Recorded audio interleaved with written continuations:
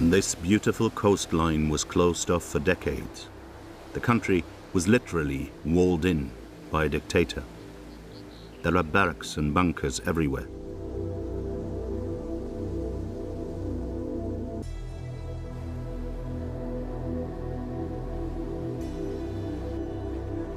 Albania has been free for 3 decades now, and very slowly it is awakening from its beauty rest.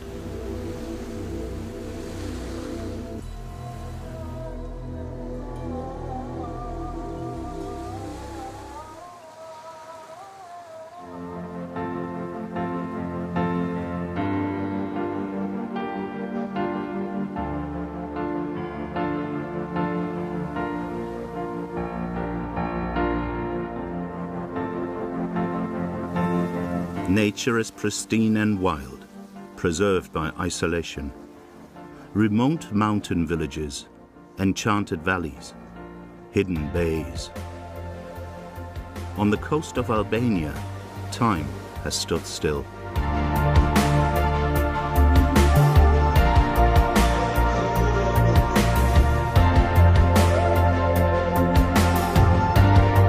In the south, just before the Greek border, the lagoon landscape of Butrint.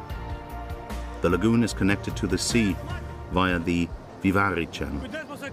A ferry commutes from coast to coast. Endrin Ismaili is cashier, marshal and woodstacker.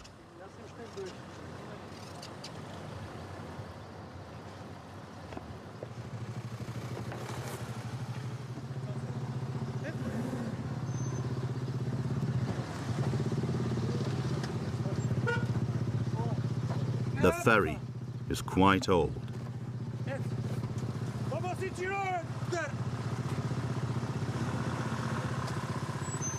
And only thanks to Endrin is it still working. The water level has dropped again. I have to compensate that. High and low tide change every 6.5 hours. We can't get a building permit for a better investor. Everything here is UNESCO. Nothing new can be built. That's why I put up the boards, so the cars aren't damaged.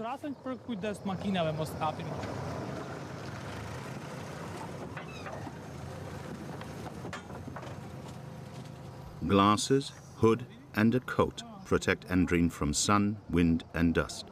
You have to be made for this job on the 40-year-old cable ferry. There's money in my pocket, but I haven't earned anything today. I start every morning with 10,000 minus. Repairs, spare parts, taxes, the employees. The electricity alone costs 1,500 lek a day.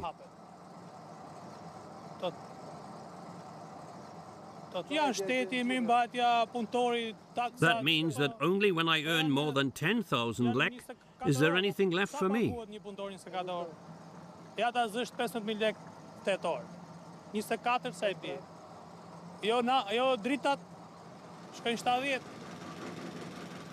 $10,000 Albanian lek is around 80 euros.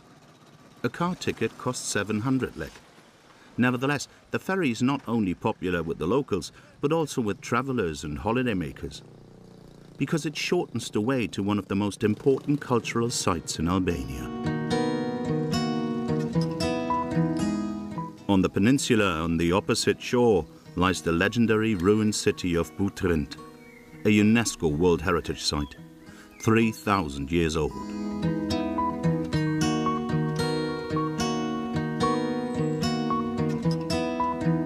Greeks settled here, then came the Romans and Byzantines. Later, the soldiers of the Republic of Venice made Butrint a fortress to protect their merchant ships in the Adriatic. And in the end, the Ottoman Albanian Ali Pasha ruled here.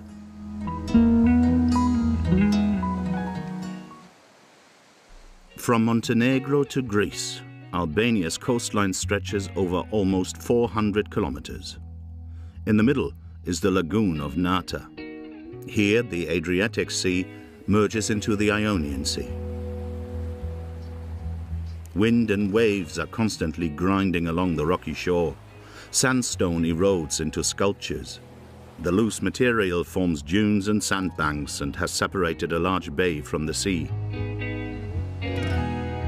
A narrow channel connects the Nata lagoon with the open Adriatic Sea. Without it, there would be no fish, no crabs, no life.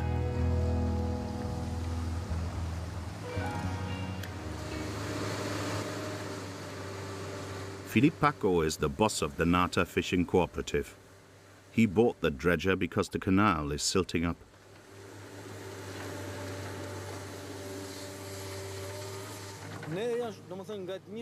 In the 20 years we've been here, a lot has changed. The sea level has risen, and as a result, the sea has washed much more sand into the canal, and also garbage. We notice this in the lagoon. The only way to keep the inflow open is with the dredger. A Sisyphean task that Filip does here with his excavator.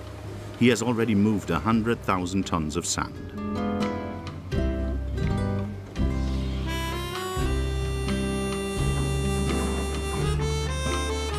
Without this connection to the sea, no fish from the Adriatic can get into the lagoon to spawn. And Filip and his colleagues only have a fishing license for the lagoon.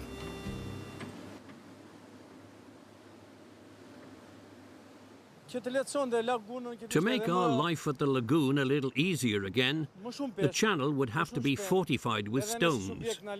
We would also need a long mole into the sea, on both sides, at least 25 to 30 meters. That could help. Then the waves wouldn't wash so much sand into the channel.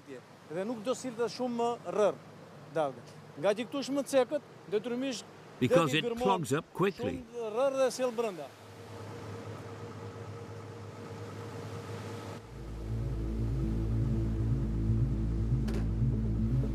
After 3 hours of dredging, Filip has done it. The access to the lagoon is free again for now. The fish can come.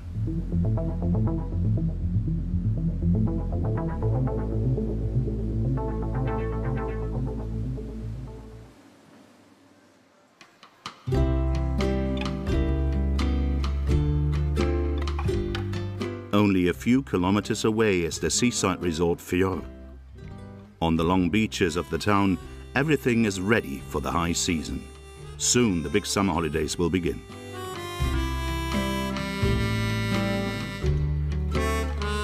Then the sun will burn so hot here that a little shade on the beach is worth its weight in gold. The sunshade rental business is flourishing on the Albanian coast.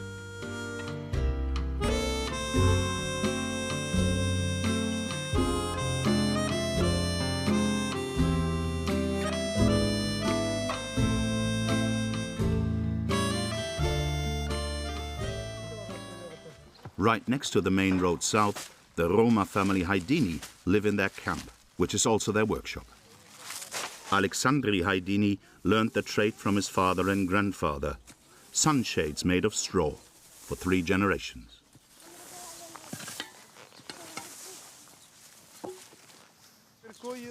I'm looking for a small bundle of reeds to make a good tip for the umbrella. Every year, Alexandri and his wife, Alexandra, build up their workshop here. The area by the roadside and Fiore is their regular place. They have leased it.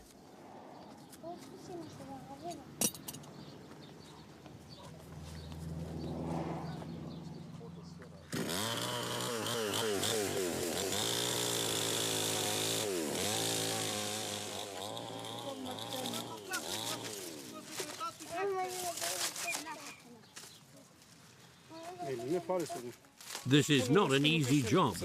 If you just watch, it might look easy. But when you try it yourself, it's difficult. The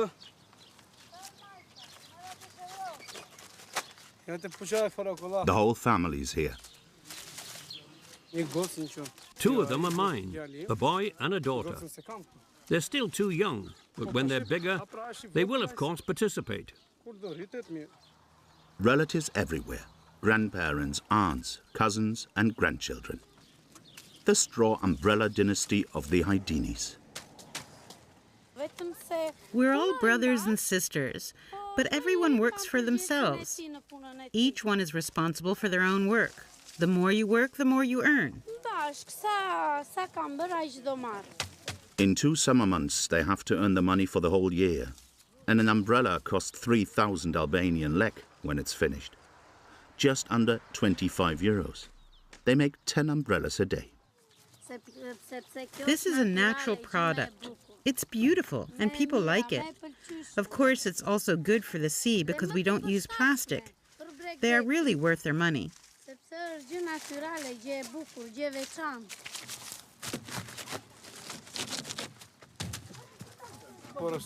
And we only work for orders. Whether 20, 30, or 100 pieces doesn't matter. We deliver any quantity. 20 straw umbrellas have to be ready again by the afternoon.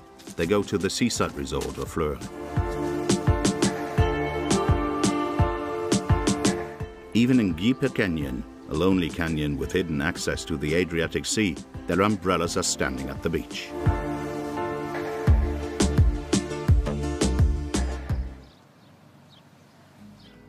And there is an old tobacco factory in the mountains above the city of Delvina. For some time now, however, there has been a strong smell of myrtle and lemon balm, oregano and verbena.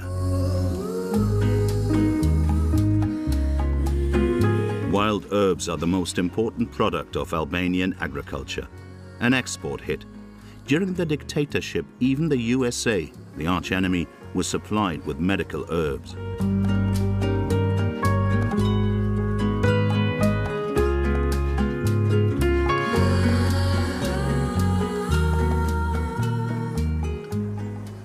And in the old factory, Pranvera Cecho watches over everything.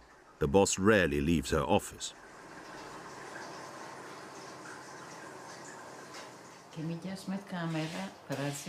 We have so many cameras because the value of these plants is priceless.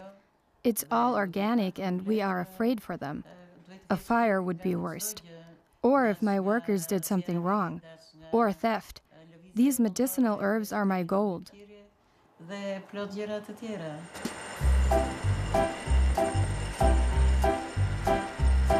Dried wild herbs from all over the region, Pranvera buys up and processes them. Her phone keeps ringing. Exporters and middlemen are on the line.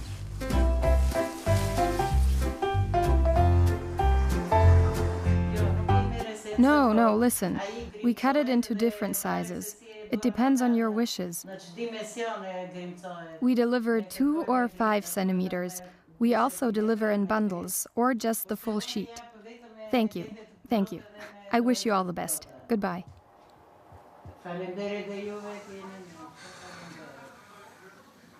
An hour's drive from Delvina, in the bay of Porto Palermo, Pranvera's most experienced plant picker is at work, Buja Mehmeti. Buja is looking for a very special herb treasure, sea sage.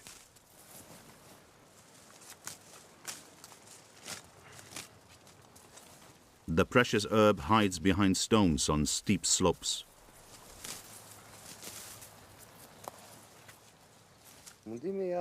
We take great care of the sea sage. We only harvest twice a year, so that we don't risk it disappearing. The plants have just shed their seeds. We never cut them before, so it's certain that they'll grow again next summer. And I never prune at the bottom, but a bit further up. Then it might blossom a second time this year. Sea sage grows only here on the Albanian coast and only on stony, dry slopes. But the hard work pays off for Buja Mehmeti.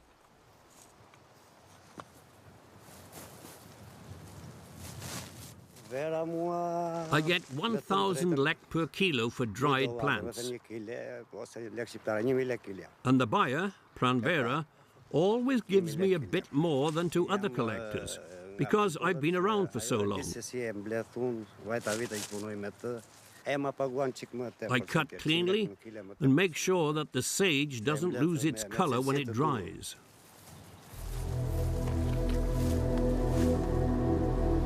The The bay of Porto Palermo is not only an insider tip for herb collectors. Besides the old citadel, there is also a mysterious submarine bunker here. The dictator Enver Hoxha had the military installation concreted into the mountain in the 70s. The rest of the Albanian coast was also to be fortified with 750,000 mini-bunkers on his order. The dictator was afraid of everything and everyone.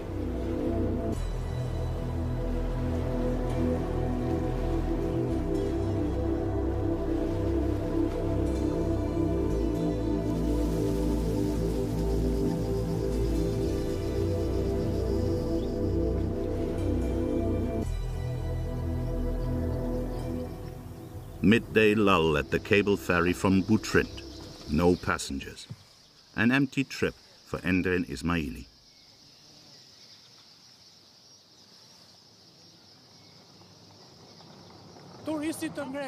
When the tourists arrive, things get better. For them, it's no problem to pay the ferry ticket. Of course, there are always those who complain. The worst are the Italians. They're even stingier than we Albanians. I won't say how much I've earned so far. There are only two secrets: how much you earn and how often you make love with your wife. You don't talk about that.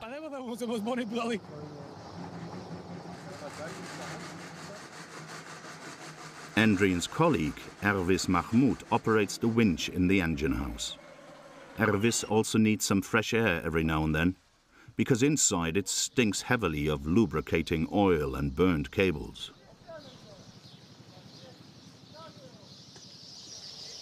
Endrin and Ervis have been a team for a long time. We're together all day long. There's nothing more to tell. Did you fix the car again yesterday? No.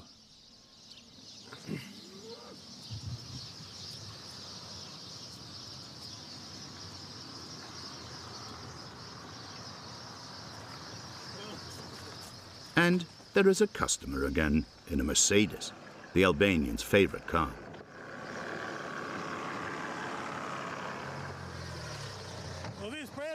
Ervis, he needs a receipt. More to the left.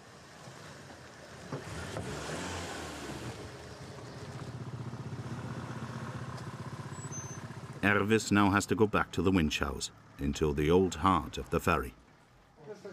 These are the brakes, and this is the clutch. There's nothing more.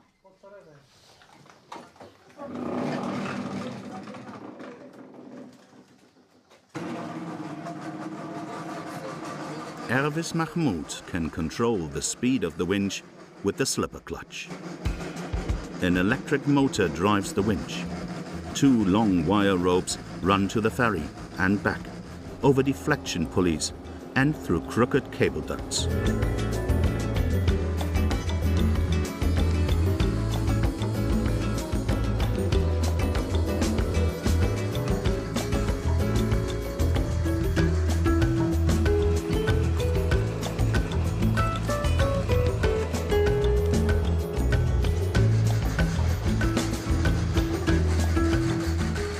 Slowly disengage the clutch and brake.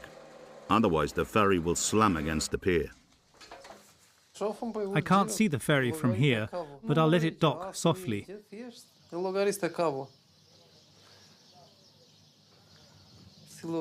I estimate it via the cable length, count the turns on the drum. Now they have to wait until Endrin gives the signal for the return trip from the other side.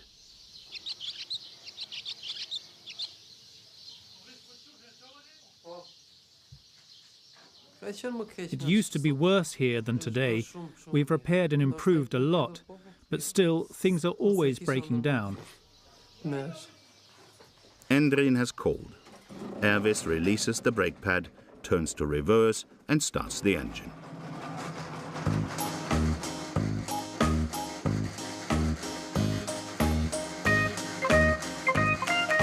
His biggest concern is that the ball bearings are running dry outside in the street. They are the Achilles heel of the construction.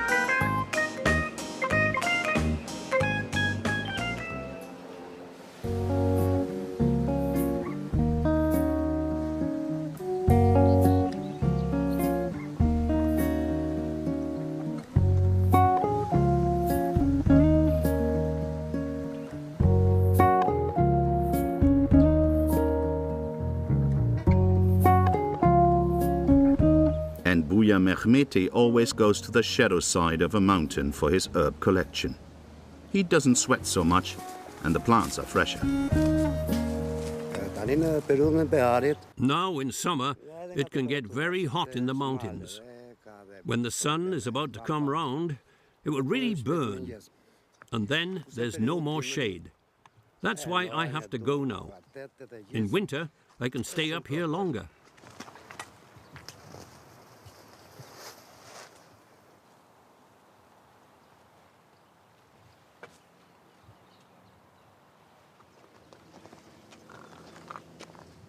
Like almost all Albanian men, Buya loves his car. And it had to be a Mercedes for him too.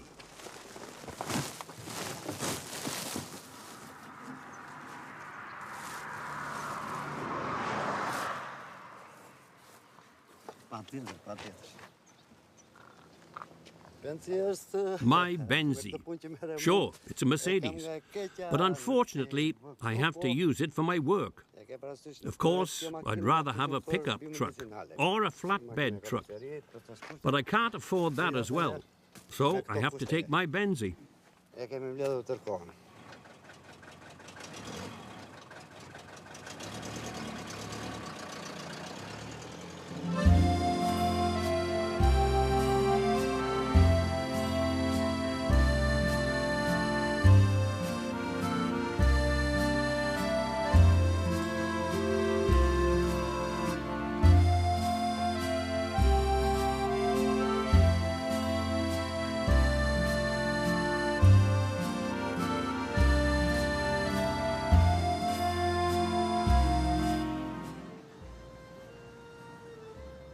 Buya lives in a small village of Saint Vasil. Here he has a little house. Best location with sea view. On the escarpment.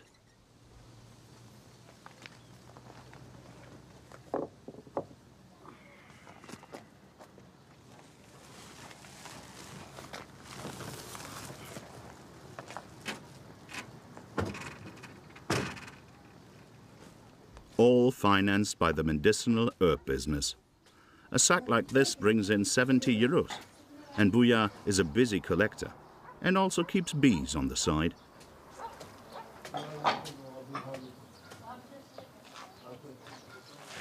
The big roof terrace is his place to dry herbs.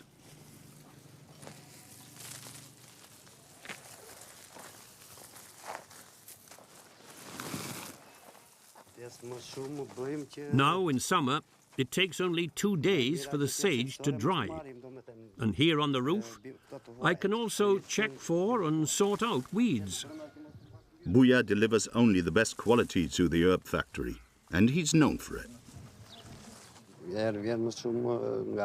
The plant gets its good aroma because it absorbs iodine from the sea breeze. That's the reason why the herb is called sea sage in the vernacular. The aroma is very different from the normal sage. It's much stronger, especially in the larger plants. Very aromatic.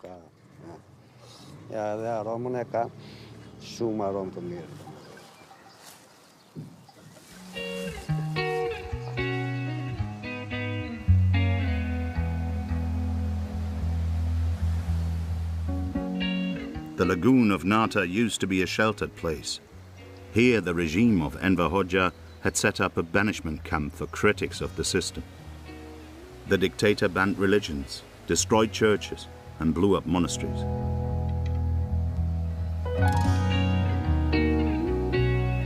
Today the lagoon is a national park, and the water is so shallow almost everywhere that the fishermen of Filipaco can only move with long wooden poles. They hope for the first good catch of the season, and that all the dredging at the sea channel was not in vain.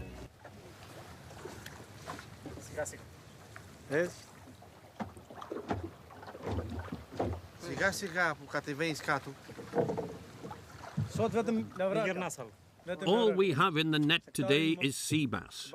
How much net have we put to sea? 600 meters? Yes, 600. They wanted sea bream or some green eels. Sea bass might be a bit difficult to sell.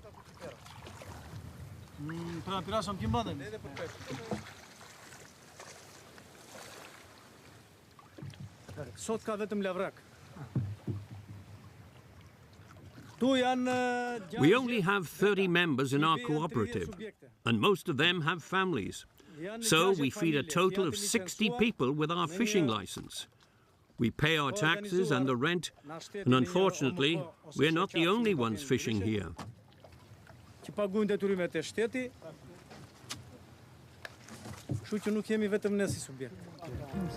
Fishing doesn't pay off in the end. Everyone has several jobs on the side. Construction work, olive harvesting, wine growing. Totally normal in Albania.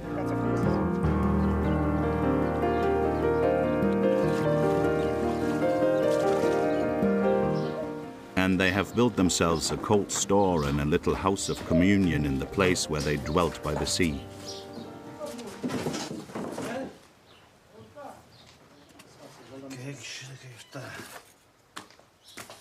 And soon they will buy a barrel of diesel for the thirsty digger.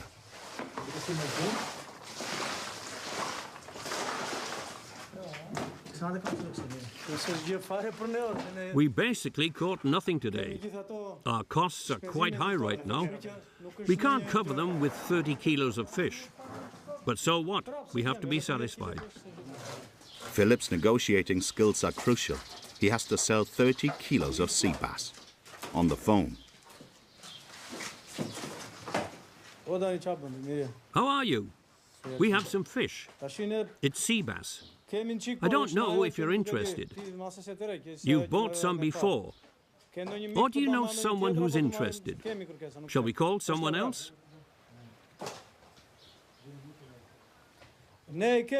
Yes, it's just sea bass. We have other dealers, but I'm calling you first because you're a loyal customer. Should I go somewhere else? Or will you take it? Okay. Well then, call me back. It almost seems as if Philippe and his fishermen won't sell their catch.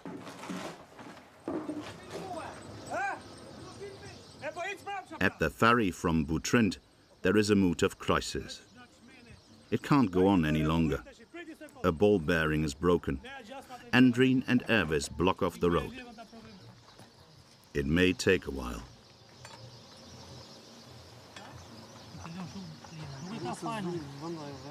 Okay.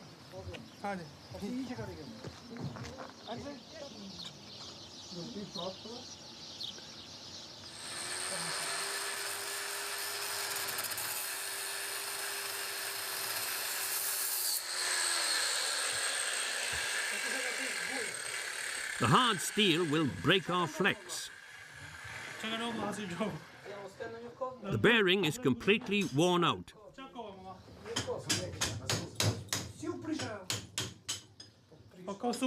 It just breaks because the friction on the rope acts like a river that flows down for 6 hours and up again for 6 hours. Fortunately, the two of them were able to get a spare part.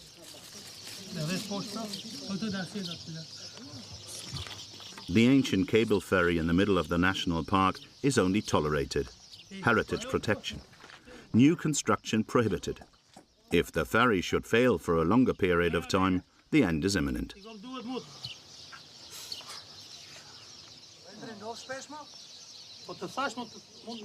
Such damage can happen again and again.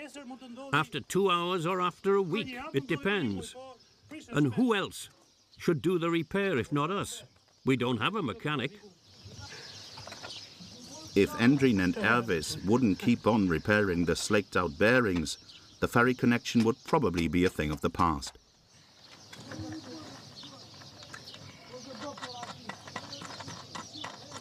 Fortunately, they know the flaws of the rickety construction.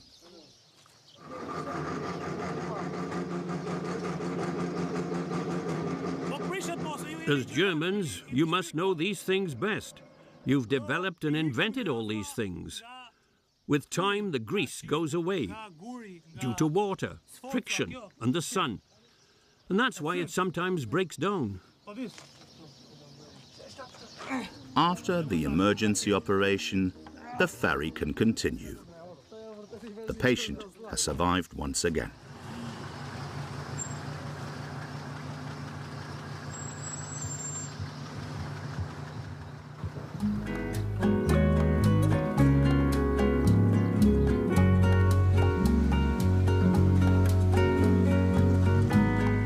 Only 20 kilometers away is the coastal town of Sarande. A colorful mix of nations lives here. Albanians, Greeks, Macedonians, and Balkan Egyptians. Most of them are Muslims, as in the whole country. Sarande is a proud seaside resort with a city beach, promenade, and an express ferry to the Greek island of Corfu. The international ferry terminal is right in the center. And in front of it is Christie moored at the pier, a Russian hydrofoil, model Voshkot Sunrise. Christie and her crew have a female commander, Onela Mutari, the first and so far only female captain in Albania.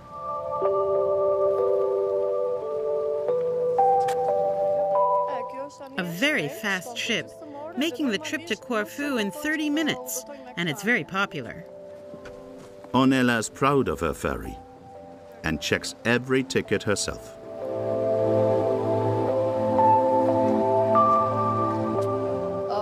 It's like flying. We glide above the waves. A flying ship.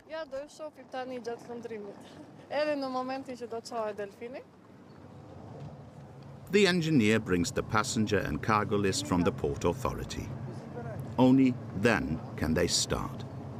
Because Onela pilots the fast ship straight across the external EU border to Greece.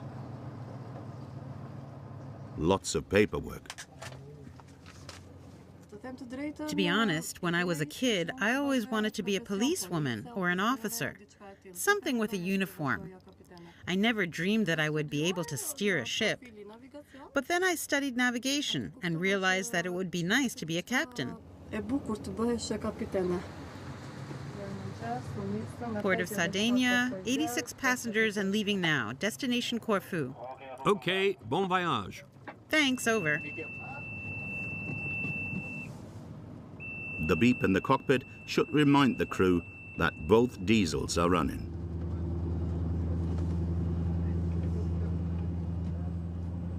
Russian tank engines. Both have 1,200 horsepower, tamed by Onela.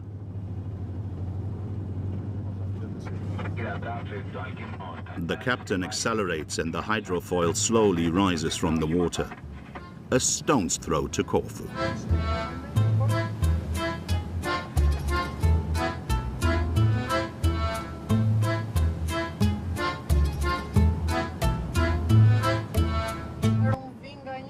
I come from a city that's not by the sea, from Tepelena.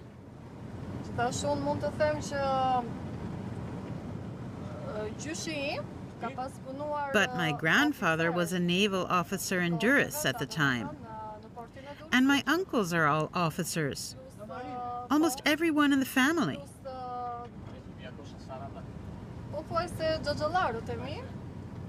That's probably one of the reasons why I am here today.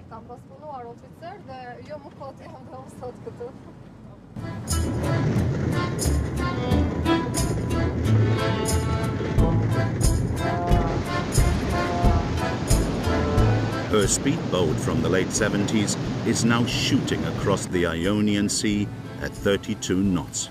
That's almost 60 kilometers an hour. Onela has to watch out like hell and steer away from bigger waves. The Greek island of Corfu is already in sight.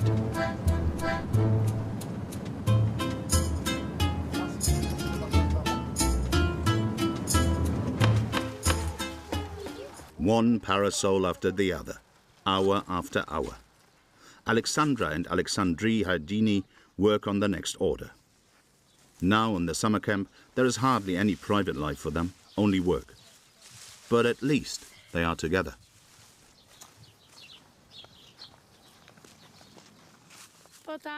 We hardly ever fight. We work hand in hand. Work is the most important thing in life for us. It doesn't matter if we earn a lot with it or not. We can't do anything else. This is our job. Sure, we argue, but only about work. If the work is not going well, we sometimes argue. But I am the boss.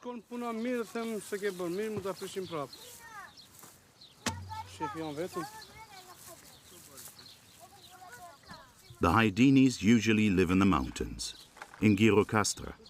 It's a 2-hour drive from here. Only in summer the Roma family move to the coast in Björre and makes money with their shadow economy, their parasol business. We can hardly wait for this time down here, because in winter we are without a job. That's why the production is so important for us. We wait a whole year to finally be able to work again. In winter in the mountains, it snows and rains. We have nowhere to go. The van is here. Come on, a little more, a little further. Further, man. That's good. Stop the car.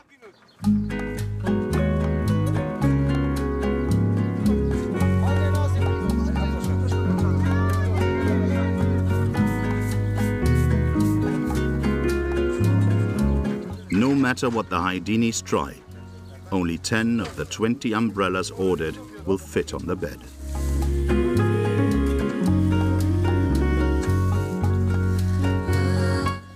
The lorry must come again for a second tour.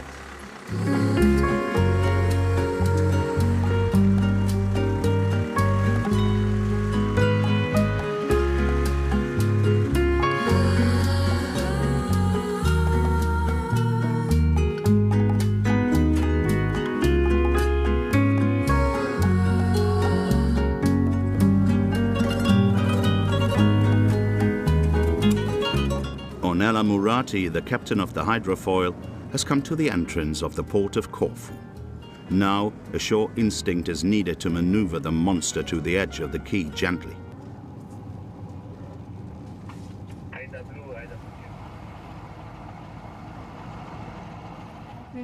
Engine 1 slow, engine 2 stop. The 86 passengers can leave the ship in time. The Sarande-Corfu route is popular, and Ornella also enjoys the short trip every time. Now I have to go through customs, check-in, and then I have time for a coffee and a little stroll. Ornella has a 6-hour stay until the return to Sarande. Fortunately, her favorite cafe is right across the harbor. An Albanian friend works here. On Corfu, you can earn good money, more than at home. In general, a quarter of all Albanians live abroad.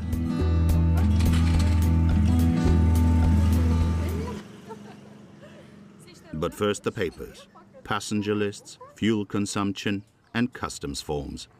Ornella still remembers her test drive to Corfu.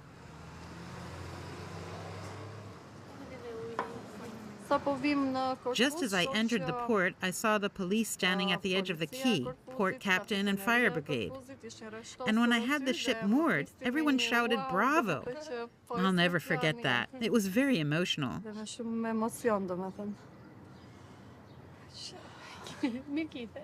But the captain, Ornella Mutari, also experienced other times on the ship. At first, it was very difficult with the crew. They just didn't accept to take orders from a woman, and then even from a young woman. But in spite of everything, I managed to become a good captain, I think. The men respect me today, and I respect them too.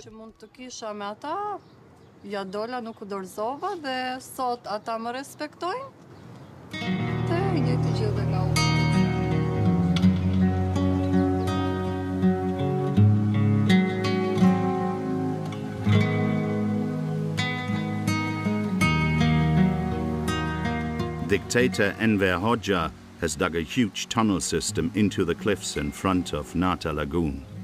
Hundreds of soldiers with huge artillery were stationed here. On the walls, target recognition, Russian and American planes, Italian warships. Everyone was the enemy. Yet, never a single shot was fired here. But the people in the hinterland suffered under the delusions of the paranoid ruler.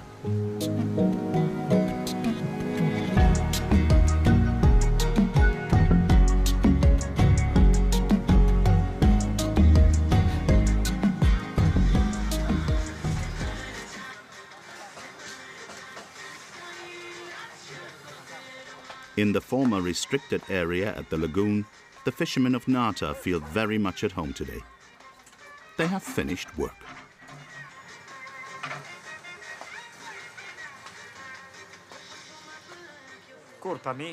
Now we're free.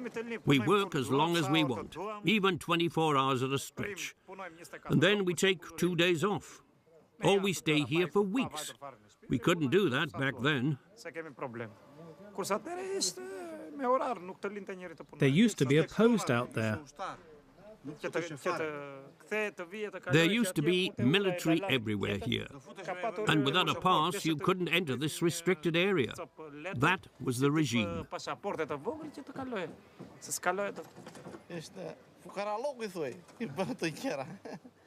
Enver Hoxha's dictatorship back then was really shitty. We didn't even have enough food. Unfortunately, their boss Philippe couldn't get rid of the sea bass, so they eat it themselves, fresh from the grill. They take home what's left over. We have to eat. If we can't sell it, we'll just eat the fish ourselves. They are best from the wood grill.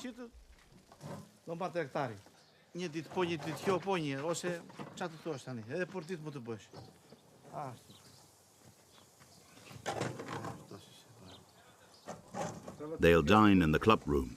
It's still a bit damp from winter, but there's the fireplace.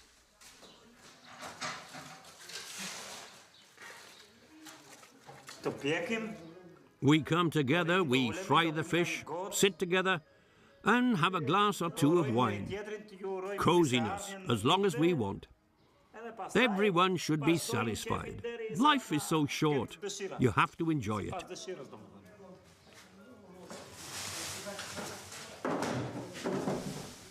Everything's ready. Philippe has brought olives and freshly pressed oil from home.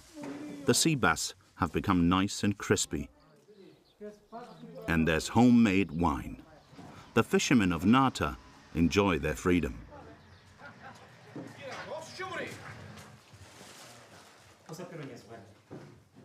Let's go. Cheers.